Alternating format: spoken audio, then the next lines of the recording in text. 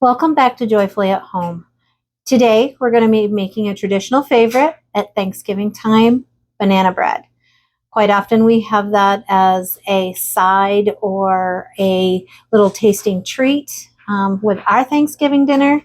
So today, we're going to make this no-fail banana bread. This banana bread always turns out moist and wonderful. First, we're going to add 1.25 cups of sugar. You can use any kind you like.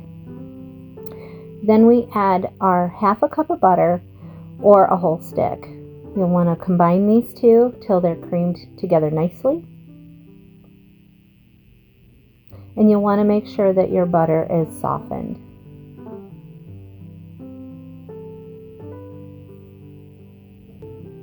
Then you're going to add your 2 large eggs to your creamed butter and sugar.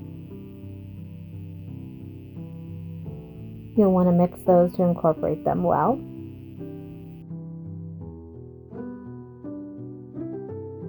Now you're going to add your bananas. You want to have nicely overripe bananas. These look really dark because my secret is I put my bananas in the freezer.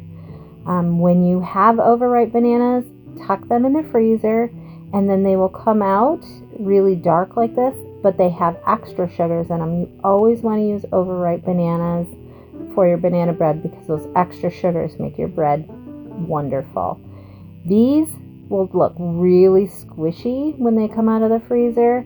They're almost liquid inside once they come out of the freezer and thaw.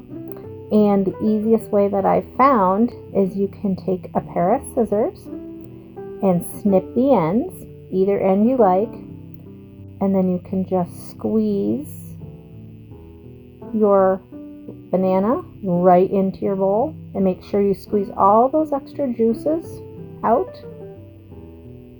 Make sure you get it all out, and that will make your bread extra moist. You're going to want to use 3 to 4 bananas for this recipe, and you'll make 2 loaves of bread.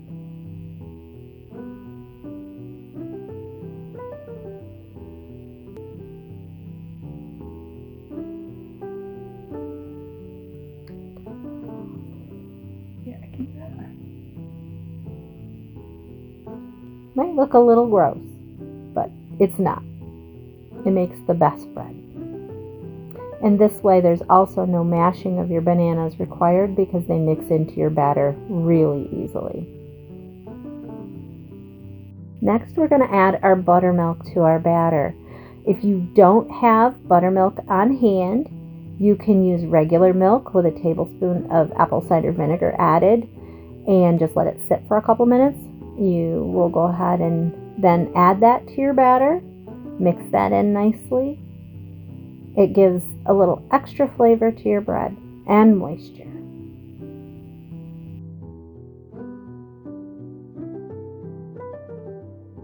To our batter, we'll add 2.5 cups of flour, teaspoon of salt, teaspoon of baking soda. And you mix those until you have a nicely combined batter. This recipe will make 2 loaves of banana bread, and this is where you can opt in to adding nuts to your batter, or if you prefer it without nuts, you will go ahead and make 1 loaf with and 1 loaf without, or however you like to do it. We generally do 1 with and 1 without. You can take 2 bread pans, 9x5 bread pans. I like to line them with foil and lightly grease them with an oil spray. This makes it so it's easy cleanup, and you also have a foil to wrap your bread in. To make 1 without nuts, you simply just put your half of your batter in your 1 bread pan that's already prepared. It's really just eyeballing to about half of your batter. When you look like you've got about half of it in there, then you can add your nuts to your other half of your batter. You can use pecans, you can use walnuts, you can use any nut that you prefer.